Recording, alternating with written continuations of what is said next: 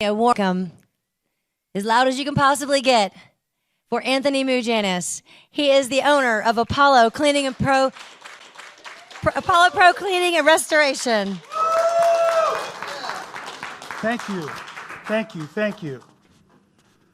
You hear me?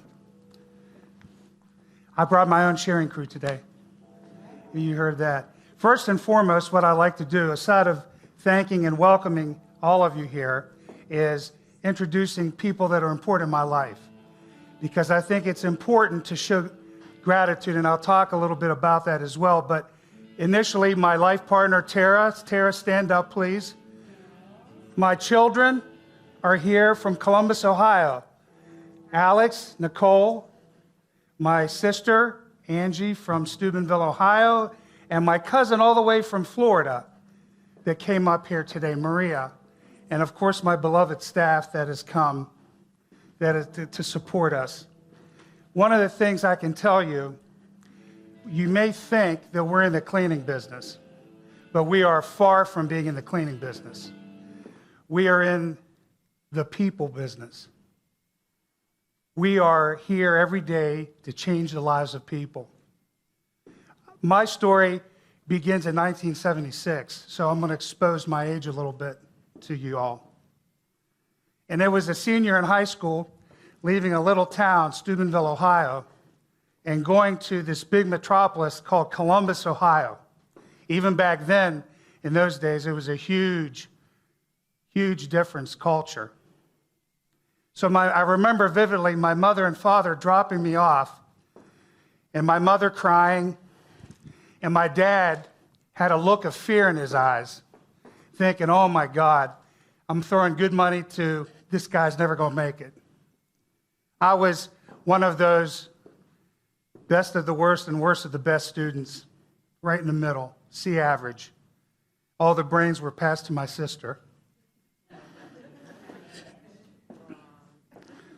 So, some way, somehow, it was in God's eyes to see me persevere as a young person. And the greatest lessons I learned were in those days from 18 and beyond while I was in Columbus, because I learned about life. See, contrary to some of these wonderful speakers that spoke today, which were so inspiring, I was a young kid that was blessed in life with great mentors. We had a wonderful life. We didn't come from where we had to struggle. So in some regard, that's even more of a challenge, because you have to perform. If you don't perform, then you're failing. So we were blessed as young kids.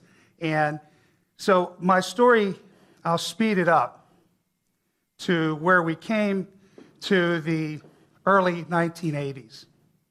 And in that time, I was in Columbus. I had finished school. We were newly married, trying to kind of get on with life. And I was in a completely different industry. And suddenly, all of a sudden, it was taken from us. It was done. We all lost our jobs. It was 1983. And I ended up migrating back to Steubenville, Ohio, and get into business cleaning carpets. Can you believe that? Cleaning carpets. I'd come home at night and I would say, gee whiz, what am I doing? What am I doing? I'm a janitor. I'm cleaning carpets. How am I gonna deal with this? Well, then Alex came, so I had a need of urgency. One of the things you'll hear about, many different little quotes I may throw at you, but one of the greatest things that a leader will teach you is to have a need of urgency, to do it now.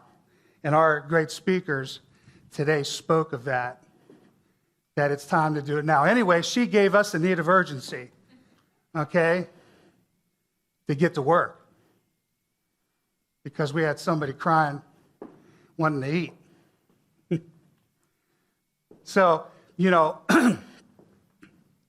from that humble time, and we I lived on top of my grandmother's apartment.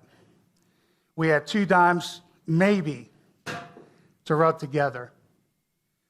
But let me tell you something. Those days were the days you always go back to.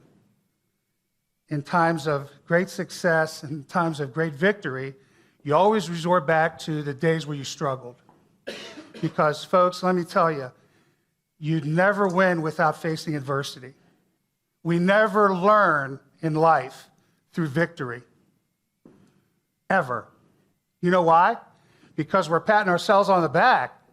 We're so thrilled at what we just did, we're not thinking about how can we improve. But when we get it chopped right in the chops, that's when we think. That's when we go back to the drawing board and start figuring it out. So, 1983, mid-'80s pass, I'm cleaning carpets. That's what I do for a living. And I was a lot younger and better shape and, had a great need of urgency. 1986, I get number 2 comes. So I got 2 needs of urgency. So you keep working. That was my life. That's what I knew, just to keep at it every day. The grind, as you hear often today, that grind. And we were successful, but it wasn't enough. I didn't feel fulfilled. I felt like I was just a worker. And I felt that God put me on this planet to do more. So now, at this point, I'd like for you to watch a small video, which this is exactly the mindset that I believe changed. There's not a time that I watch that a tear doesn't come to my eye, that it doesn't strike a band in my heart. And it's not just because the Steelers won the Super Bowl either. There's 2 things I want to say. One, the most honorable and greatest human emotion you'll ever feel. And I believe one of our great speakers spoke on it, and that is having the great feeling of gratitude in your life. And it's easy to be grateful for when things are good or when we won. It's easy to win. When you win, you're grateful. When it's challenging, when it's tough, is when you haven't and when you lose. And when you've been dealt that wrong card, when you've been given that blow, that's when it's hard to bring that back. And secondly, I believe, as you saw some of these statistics, the millionaire mindset isn't to me about money. It's never been about money to me. Ask everyone that knows me. I throw it away more than I keep it. Andrew Carnegie told us over 100 years ago, you have 40 years to earn it, and you have 40 years if God gives you that long to throw it away. Give it away. Maybe not give it all away, but give it away. That's our job. That's our legacy. Is how many of these people today spoke of legacy? Funny about obituaries. We talk it all the time. The most humbling experience you could ever have in your life is sit down now and write it. What's it going to say? What did you leave behind? How many lives did you touch? I know some people, unfortunately, it's this long because they didn't make a difference. For whatever reason, they didn't make a difference. They didn't want to. They were scared to.